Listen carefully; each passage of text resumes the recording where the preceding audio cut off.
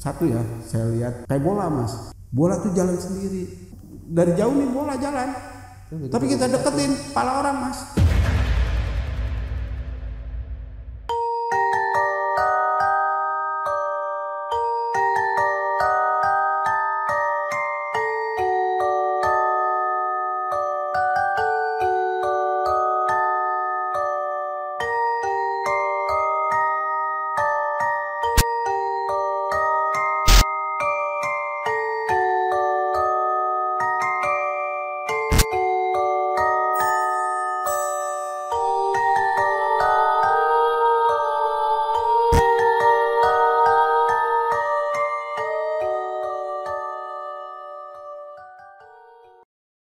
Nah, kawan-kawan alur kehidupan, Mas Heri ini ternyata gak cuma punya pengalaman-pengalaman mistis saat touring ya. Di dunia pekerjaan yang digeluti sama Mas Heri sehari-harinya juga ternyata banyak kisah mistis yang kali ini bakal kita bongkar satu persatu. Ya, Mas Heri kan ternyata juga di dunia pekerjaan tuh seringkali ya mengalami hal-hal mistis juga ya. Betul mas. Boleh dibongkar juga satu persatu ceritanya di studio alur kehidupan. Siap mas. Kebetulan kan saya bekerja di bidang perkeretaapian mas. Jadi kerja kita tuh jarang siang, itu malam terus mas. Kerjaan kita tuh elektrifikasi jaringan listrik kereta api KRL ya. Itu ya sering banget mas. Kita udah makanan sehari-hari saya mas. Makanan sehari-hari kalau kita kerja malam itu sering ngalamin. Berawal dari saya masuk tahun 1993. Itu udah lama banget. Ya saya dapat kerjaan Manggarai mas sampai Bogor. Itu Triland Signaling System gitu. Di Manggarai sampai Bogor. Nah kebetulan saya ngalamin tuh yang di Bogor mas. Kalau Manggarai saya belum karena belum pernah kejadian di Manggarai di awalnya ya. Yang saat pertama kali kerja saya ngalamin di Bogor. Jadi mes saya di Bogor mas. Mes Bogor itu stasiun Bogor kan terkenal stasiun lama mas, buatan Belanda. Itu jangan dibilang tidak angker mas. Itu angker mas. Sangat angker. Sangat angker mas. Banyak yang saya alamin di sana mas. Sampai sendirinya saya tuh melihat, mendengar juga ini juga ya. Dari ini mas, berawal dulu nih ya. Kita di gudang, kita bagian logistik ceritanya. Di logistik itu kita kan penyediaan alat-alat gitu kan buat kerja malam, kayak bensin, terus batu baterai, karena kan cenderung kalau kita kerja malam pakai senter nih mas, gitu kan. Penerangan harus penerangan standby, ya? Iya harus standby. Terus genset juga buat lampu lampu tembak buat kerja malam. Nah kebetulan saya pengadanya, di gudang udah saya siapin semua. Saya beli baterai, ya kan, beli baterai saya coba-coba. Saya nggak masukin baterainya loh, baterai itu kosong. Tapi saya klik, saya hidupin, nyala mas. Senternya nyala. Padahal nggak ada baterai. Kagak ada baterai satupun, nyala. Kaget saya, langsung lempar, saya tinggalin gudang mas. Saya tinggalin gudang. Terus jengset, tahu-tahu saya pengen masuk gudang, itu nyala sendiri. Ya bunyi jengset gimana sih kan? Kalau kita ini kan harus kita tarik dulu, betul. Ya kan, kita tarik baru bunyi. Ini enggak, tahu-tahu bunyi sendiri. Padahal dalam gudang itu kosong, terkunci lagi mas. Itu baru saya mau masuk itu udah bunyi. Wah udah banyak lah yang saya alamin di gudang. Apalagi kita punya ruang rapat. Ruang rapat itu kan meja rapat panjang mas. Itu yang tidur mas melebihi meja rapat. Besar banget mas, kakinya juga besar. Saya kabur mas. Saya ke ruang ke pos security. Itu sosok apa yang Mas Heri lihat? Yang saya lihat itu kayak hantu ya, kayak apa? Ya kalau dibilang setan, kalau saya tanya itu setan Belanda mas. Orang-orang Belanda semua mas. Ya tahu-tahu ada kita lagi tidur denger tapak kaki gitu kayak tentara gitu kan, duk duk duk duk duk di batu gitu kan. Nah saya tanya ke security, Mas bantuin saya Mas gitu kan, kenapa Pak Her gitu kan, Mas cekin saya Mas, antar saya ke ini ruang rapat, saya takut Mas, saya lihat ini orang tinggi banget gede hitam, saya gitu ya. Terus alah lo gitu aja takut, lu kan manusia, dia bilang gitu kan, masa takut temen gitu-gituan. Bener Pak, itu antarin saya, diantarin nih saya emang gitu. Sampai situ dia langsung kayak teriak-teriak security-nya, gitu. Baru dia ini kapok dia. Saya percaya adanya begituan. Padahal sebelumnya sesumbar. Sesumbar, iya. Sebelumnya dia emang rajin sholat gitu kan. Tapi dia diganggu juga, akhirnya dia takut juga. Pasti. Iya, malah dia mikir oh iya bahwa setan itu ada gitu. Selain itu juga kalau malam saya lihat nih ramai tuh pada lari-lari. Ternyata manusia yang lari-lari.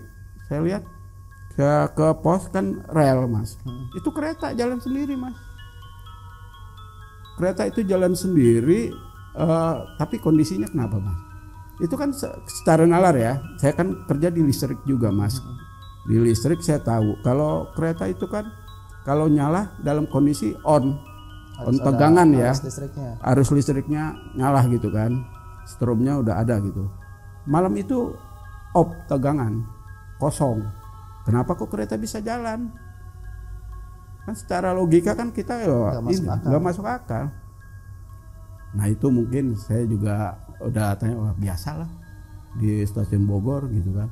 Nah kebetulan kita kerja di ini area, kan saya dari Depok sampai Bogor areanya ya, buat narik kabel ini yang OE wire gitu kan. OE wire itu buat signaling 3 paket gitu kan, buat supaya ini terdeteksi dari ini nyambung ke stasiun Depok sampai stasiun Bogor gitu. Gini Mas, ketika saya mau ini kerja di Ratu Jaya sama kasusnya seperti yang di gudang Mas gitu. Kita ganti baterai ini udah nggak nyala nih gitu kan, lepas hidup. Padahal saat ada baterainya malah nggak nyala. Genset yang baru gitu kan, kita mau kerja gitu udah bensin udah penuh Mas, kita hidupin nggak hidup. Terus kalau kejadian kayak gitu solusinya apa saat? Ya gini, kalau solusinya kita nggak boleh takabur sih Mas gitu kan, bahwa di dunia kita juga pasti ada lah dunia lain gitu. Terus ya kita harus jaga mulut juga, nggak boleh sombong. Itu kejadiannya sampai saya ngalamin teman saya meninggal Mas. Meninggal bukan di area situ, tapi lokasinya kejadiannya masuk kerja di situ dulu awalnya gitu. Ceritanya bagaimana itu? Jadi gini, ceritanya ketika kita kerja itu orang tuh sombong banget Mas, gitu kan, sombong gitu. Saya kan kalau bilang kalau kerja tuh hati-hati di area situ. Itu Ratu Jaya loh, bukannya itu Ratu Jaya itu banyak penunggunya. Alah gue bilang gitu aja lo takut gitu kan, padahal itu temen akrab loh Mas. Oke gitu kan, kalau lu nggak percaya nggak apa-apa sih gitu kan. Ya udah, itu sih awalnya hari itu ya, itu nggak kejadian. Esoknya beliau tuh yang itu almarhum meninggal dunia gitu kan. Jadi kita kan kalau kerja itu harus selamatan dulu ya, syukuran gitu, syukuran gitu, biar supaya kerjaan kita nggak terganggu apa-apa, lancar dari Bogor sampai Depok gitu kan. Kita harus berdoa gitu. Kita manggil Ustadz Mas, Ustadz buat ituin berdoa gitu kan, gitu biar supaya memperlancar gitu. Itu ketika kita tahlilan itu angin gede Mas, secara tiba-tiba itu gede di lokasi ini mes yang saya pakai itu. Ada orang ini tinggi gitu kan, panjang gitu. Daerah situ itu udah kayak ini angin kenceng. Nah setelah selesai tahlilan itu jam 7 lah, itu jam ini habis maghrib kita tahlilan karena kan waktu kita juga sudah mau pulang gitu kan, ya nggak apa-apa gitu. Dia tuh tahlilan ada ikan, makan ikan. Saya tumben-tumbennya nih itu ikan dia yang ini ngabisin, kayak ada apa gitu kan, dia sendiri makan. Udah kayak setanan makan ikan, kan ikan itu ada tulangnya, ada duri. Iya ada durinya gitu kan, makan. Saya juga kaget juga loh, dia makan gitu kan. Nah, udah selesai makan, wah nggak apa-apa sih kayaknya nih gitu kan, nggak kemasukan apa ini, masih biasa-biasa. Iya masih biasa-biasa. Udah gitu pulang, izin semuanya nih teman-teman kantor gitu kan, yuk kita pulang yuk, udah selesai nih. Siapa yang mau ikut ke Jakarta gitu kan, naik mobil bak aja. Dulu kan pakai kita kendaraan mobil bak gitu kan, mobil kijang losbak. Ketika itu saya diajak bareng karena di depan itu udah 3 orang, yang di belakang 1 orang. Saya diajak suruh ikut nemenin, saya nggak mau mas, saya mendingan naik kereta lebih aman karena cuaca juga udah mau hujan gitu kan. Ya ujung-ujungnya saya udah pulang dapat kabar bahwa mobilnya itu masuk jurang. Yang 3 selamat, yang di belakang mas.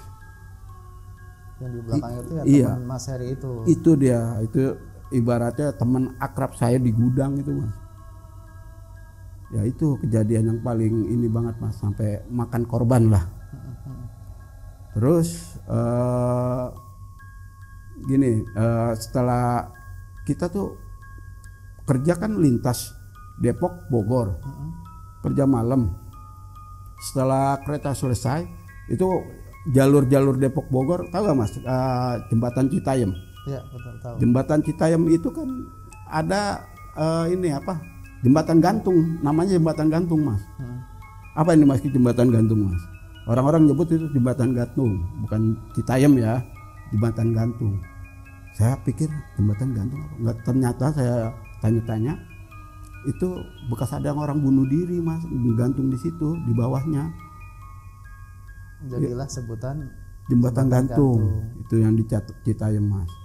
Begitu kita kerja malam, kita lewat tuh mas, sampai saya lewat kuburan mandor itu saya sendiri mas, jalur tuh sendiri.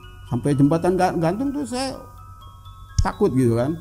Kebetulan ada safety ya, kalau ini kan kerja tuh harus ada safety yang ngeliling untuk keamanan. Saya minta tolong mas, bantuin saya jalan ini, temenin, bukan bantuin ya, temenin saya. Karena kan saya kerja lewat lintas itu jembatan gantung. Setelah Citayam Bojong ya, habis Citayam Bojong.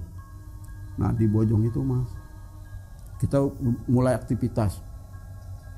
Ada inilah kaki tangannya orang Jepang. Kita kan kerjasama sama ini apa, perusahaan Jepang Kawasaki. Itu ada engineering ya. Itu mas apa namanya ya, Mas Irwan gitu kan. Itu mas di belakangnya mas, dia itu setan itu apa, orang setinggi tiang mas, itu kan 12 meter tiang tingginya, itu setinggi dia mau dirangkul gini, kabur dia mas. Makanya saya kalau kerja daerah situ lintas gitu kan, saya nggak mau sendiri, karena saya tahu lintas Bogor itu paling ekstrim, paling horor di situ. Saya sering ngalamin mas. Begitu itu kejadian di tahun ini ya, 2003 sampai tahun 2005 ya. Itu saya kerja di 2010 ya, dari 2010 sampai dengan 2015 itu mengerjakan proyek kereta api juga mas, tapi lintas Tanah Abang, Maja, Serpong. Jadi pindah dari satu tempat ke tempat lain gitu.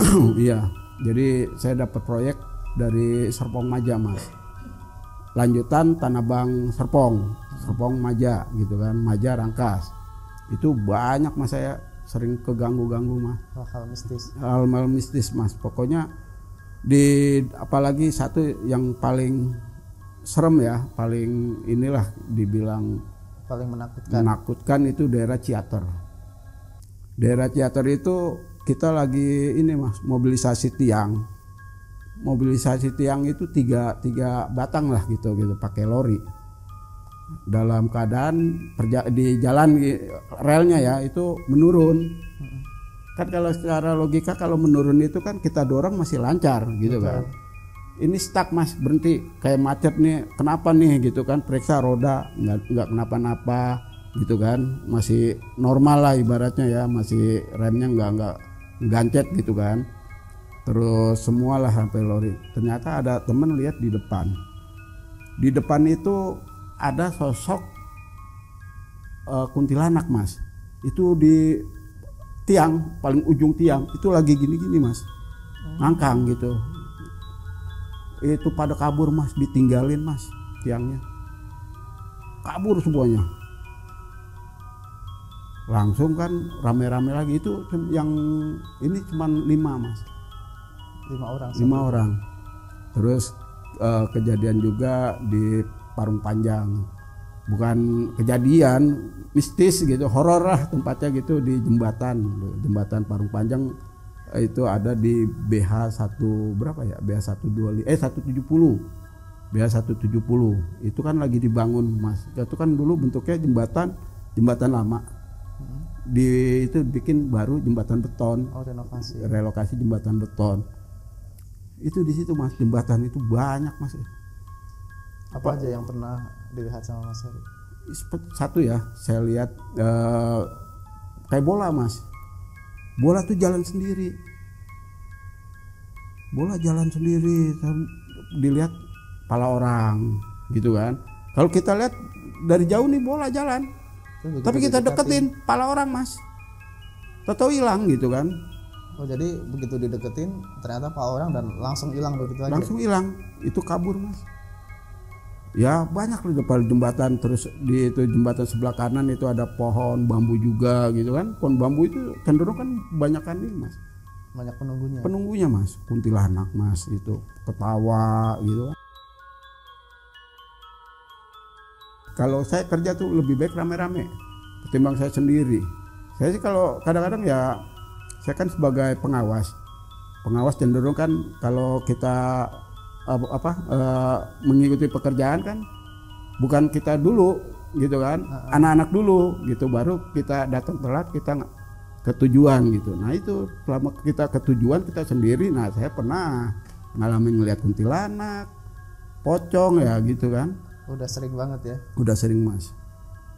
Terus ya kita ada kantor lah, ibarat kita bikin kantor di stasiun Bojong Indah. Tahu mas stasiun Bojong Indah? Yang di Cengkareng. Itu saya ngantor di situ mas. Kalau ngantor di situ saya dulu nginep di situ mas. Karena kan saya belum ya berkeluarga lah dulu kan. Ya masih tahun berapa lah, 2000. Jangan santai. Iya, tahun 2000 bukan 2019 itu, tahun 1996 97 itu masih sendiri saya. Saya akhirnya nginep di mes itu. Mes itu juga apalagi gardu ya. Itu jangan salah loh mas. Kalau tiap gardu itu pasti ada penunggunya mas. Karena yang mengerjakan gardu itu ya saya juga ya, ibaratnya ya, pengawasnya saya gitu. Itu selalu banyak gangguan. Ketika saya mau masuk, tahu-tahu pintu ngegeprak, kumprak, itu kan dari besi mas. Buk, kenceng gitu mas. Bau sengit, bau wangi-wangi, itu udah jadi ini ya. Wah pak, yang biasa udah makanya masyarakat. Kalau saya kerja, ini kalau diganggu sama apa ya, makhluk-makhluk halus, saya sudah biasa mas. Kalau di saat saya pergi touring apa itu lebih keras di kerjaan mas daripada dibandingin touring gitu. Touring. Iya, itu lebih keras di pekerjaan. Karena pekerjaan saya malam mas. Saya dari tahun 91 sampai dengan sekarang saya kerja di kereta api mas. Tiap malam ngeluyuran mas. Ya? Iya, begadang, pulang subuh gitu. Banyak hal-hal yang mesti saya sering temuin, saya sering lihat gitu kan. Bentuknya ada. Saya pernah lihat ini dari jarak jauh mas. Dia tuh bawa pala. Muka ini palanya Nggak ada. Ini di tangan. Itu kejadian di mana, Mas? Itu kejadian di Bintaro, Mas. Di Bintaro itu kejadiannya tahun 2000 berapa ya? 13-14 Mas. Kebetulan lagi ada perbaikan di situ. Terus besoknya lagi saya lagi duduk di rel sama teman-teman, didatengin pasangan, orangnya tuh pakai jas, pakai pengantin Mas, pakai baju pengantin, berdua pegangan, nyamperin saya bertiga nih, saya lagi duduk di rel, kaget saya, wah itu mukanya juga apa ya, putih gitu kan, kayak pucet gitu kan, perempuannya juga ngeliatnya, wah udah inilah, kabur saya Mas, udah mau mendekati, kabur. Kalau boleh ditelisik lagi, saat melihat hal aneh di tempat kerja itu, ada histori di belakang cerita itu nggak sih Mas? Jadi gini Mas, ketika kita mengalami ini, cuma saya pengen tahu nih, ada apa di balik ini kejadian itu ya? Saya tanya ke bagian ini, kan ada besok saya ada perapian ini, saya tanya lagi, Mas, saya semalam ketemu sama pengantin, pasangan pengantin laki perempuan, itu mukanya pucat putih gitu kan, itu kenapa Mas? Dia cerita Mas, penjaga ini pelintasan ke saya, ceritanya gini, sebelum 3 bulan lah kalau nggak salah, 3 bulan itu ada kejadian mobil ditabrak kereta api Mas, itu pasangan pengantin. Baru saya ngeh, oh dia ada nyamperin saya gitu Mas. Terus mudah-mudahan lah kita kerja kan masih wilayah situ terus, jangan sampai digangguin terus gitu kan. Itu udah mulai ini lah Mas. Nah lanjut malam berikutnya lagi tuh Mas, banyak kejadian-kejadian masih di tempat yang sama. Masih di tempat yang sama Mas. Jadi saya kerja di samping kuburan Mas, kanan kiri kuburan. Itu relnya kan di tengah Mas. Itu lagi memperbaiki jaringan. Yang kerja saya di bawah, terus yang kerja di atas itu pakai tangga Mas. Itu sampai cerita, saya sebetulnya udah kabur, saya udah tahu gitu kan. Itu ada suara anak kecil, anak kecil tuh nangis gitu kan. Saya kan nggak mungkin loh kalau di kuburan ada anak kecil nangis malam hari pula. Iya, apalagi nggak ada rumah Mas, itu kuburan semua, ada suara anak kecil nangis. Gimana sih kalau anak kecil nangis? Weh, gitu kan. Waduh. Terus saya lihat ada anak kecil Mas, anak kecil datang ke lokasi yang kerja. Itu saya udah kabur Mas, saya nggak tahu yang kerja itu dia lagi enak, dia lagi gini, ada kekurangan. Dia teman saya loh yang cerita yang kerja itu, saya udah lihat, saya udah tahu dari satu ya, di hari yang sama ya, malam itu juga suara anak kecil. Terus anak kecil lagi jalan nyamperin kita kabur. Nggak taunya yang kerja itu diganggu juga Mas sama anak kecil itu.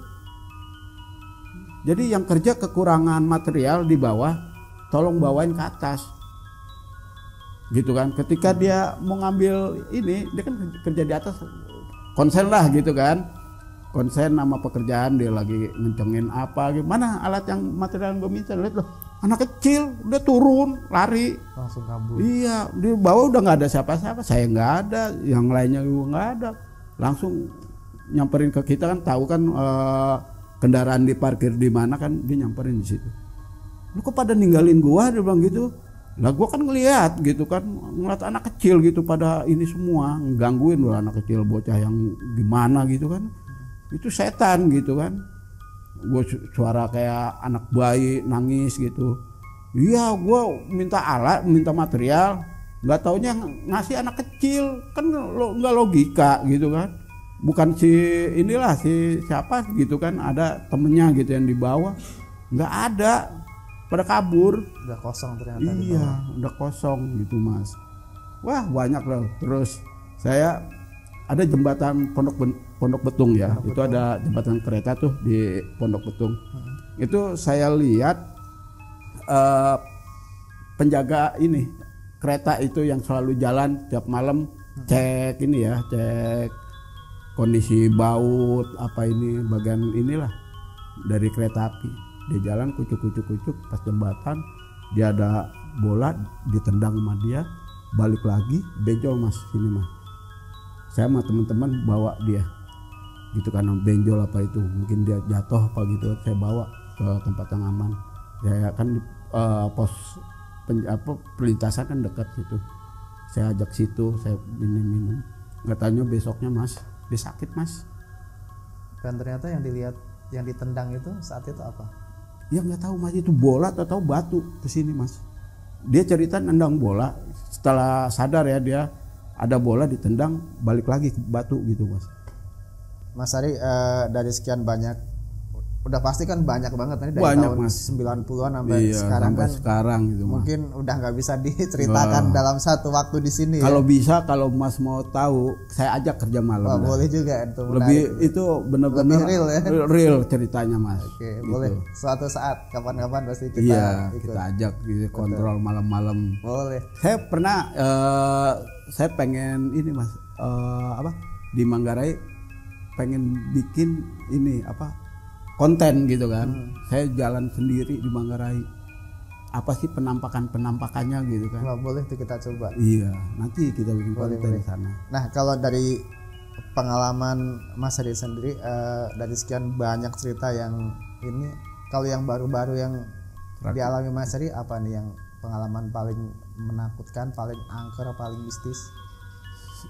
Terakhir tuh ya bukan terakhir, ibaratnya saya paling ini banget mistis banget gitu kan, kerja di tahun 2022 sampai 2023 lah itu dibangun stasiun Manggarai mainland 2 gitu. Itu kejadiannya sangat gimana ya, sampai saya berdarah, luka lah, bukan ini ya luka. Itu gimana ceritanya? Jadi gini, ketika saya sampai tujuan, sampai stasiun Manggarai, saya jalan, saya kebelet mas, kebelet inilah gitu kan, kencing mas. Jadi saya kencing sembarang mas. Habis kalau saya nunggu WC kan jauh mas. Ada saya di depan pohon gede, pohon beringin mas, itu bangunan gedung lama. Saya kencing di situ mas. Itu di stasiun Manggarai. Iya di wilayah ya, area stasiun Manggarai. Itu saya kencing sembarangan mas. Ketika habis kencing, saya jalan 1 meter langsung saya jatuh mas. Kayak ada ngedorong, buk gitu kan dorong. Celana saya sampai sobek. Terus ini saya pada luka. Iya karena kan saya nahan. Itu saya padalan lihat nggak ada. Saya nyandung gitu, nggak nyandung gitu, nyandung atau besi kayak apa gitu, nggak ada atau ini. Tapi ngerasa ada dorongan yang kuat. Itu mas, saya merasa kayak saya didorong mas gitu mas. Setelah habis kencing gitu kan, tau-tau dorong kencang banget saya gitu. Langsung saya benar-benar saya berdoa. Saya minta maaf mas. Saya kencing sembarangan. Biasanya kalau saya kencing, saya tuh selalu bilang numpang anak pangeran mau kencing gitu kan. Saya enggak seumpamanya permisi dulu lah gitu. Ini saya enggak. Langsung aja namanya kebelet kan ya. Saya buka selesai saya jalan, dorong itu mas. Kalau dari sekian banyak stasiun, dari sekian banyak tempat yang pernah didatangi Mas Ari, boleh nggak sebut satu yang paling angker? Manggarai. Iya. Manggarai karena Manggarai itu saya tuh dari awal kerja ngalamin Manggarai itu tahun yang flashback ya. Di tahun 93 mas. Saya ngedirin tiang. Ngedirin tiang itu ada tiang panjang 12 meter. Itu diameter 400 ya. Itu gede. Ketika kita mau erection kan berarti mendirikan tiang. Itu gagal mulu mas. Sampai seminggu kita kerja gagal. Terus saya punya usut gitu kan. Ini kenapa kok kita kerja gagal? Padahal saya satu perlengkapan alat itu udah baru semua mas, baru semua putus, bingung gak mas? Dari pakai seling 16 itu gede, bisa putus. Itu tiang itu mau ngedirin rubuh mulu mas, baru berapa ini ya derajat rubuh. Besoknya kita coba lagi rubuh kayak ada yang nahan mas. Terus ada yang nyaranin coba gitu kan, selamatan dulu di situ, cari ustadz gitu kan. Ya akhirnya teman gitu kan, yang orang situ lah, orang dekat security lah gitu kan. Udah ada Pak Ustadz ini yang biasa nanganin yang gitu-gitu gitu kan. Oke. Nah Pak Ustadz itu nyaranin, ya kita bukan ini ya kayak gimana takabur apa ya, ini bukan hal-hal yang syirik ya. Bukan yang syirik apa ini, ada permintaan suruh nyiapin sake, terus kopi pahit, sama rokok kretek yang lama gitu kan.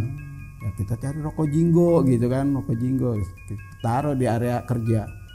Itu kita pakai alat yang ini mas, alat lama, tapi masih bagus, tapi pakai perlengkapan alat yang lama. Itu alhamdulillah mas, berdiri tiang. Seketika setelah didoain dan setelah ada jamu-jamuan ya, itu mas langsung berdiri.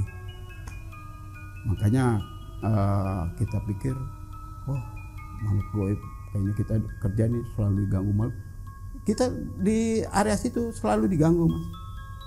Kerja gua bukan dari tahun 93 yang lalu sampai tahun 2022 itu ada pekerjaan di situ selalu diganggu. Selalu ada kendala gaib gitu mas. Oke, kayaknya kalau diceritain satu episode nih kayaknya nggak bakalan selesai mas. Banyak mas. Iya, saking banyaknya ya. Iya. Betul. Tapi untuk tawaran yang kita kunjungan tadi boleh suatu saat boleh, kita nanti coba. kita undang ke lapangan, boleh. Kita lihat situasi. Harus dicoba itu tantangan loh bagi kita loh. Seseram apa sih Stasiun Manggarai. Oke, Mas Heri. Sebelumnya terima kasih sudah hadir di studio Alur Kehidupan, sudah berbagi cerita mistis mulai dari perjalanan touring sampai ke pekerjaan. Yang ternyata emang gak bisa dipisahkan dengan dunia mistis. Iya betul mas. Buat kawan-kawan Alur Kehidupan, kembali mengingatkan yang belum subscribe, di subscribe dulu. Follow juga sosial media Alur Kehidupan, ada di Facebook, Instagram, dan juga TikTok. Sekian, wassalamualaikum warahmatullahi wabarakatuh.